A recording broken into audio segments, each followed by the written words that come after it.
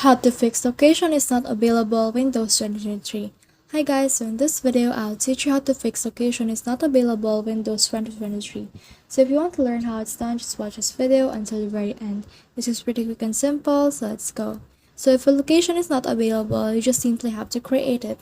So what you need to do is just head over to your file manager right here.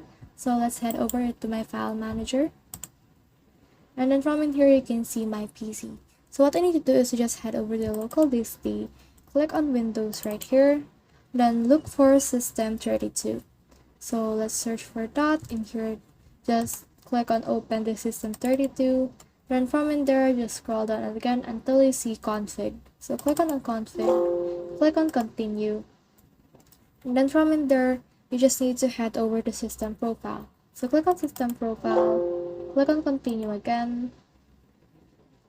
And then once you have clicked that, it will load for a while. This is because that system profile is actually a restricted one that only admins can access.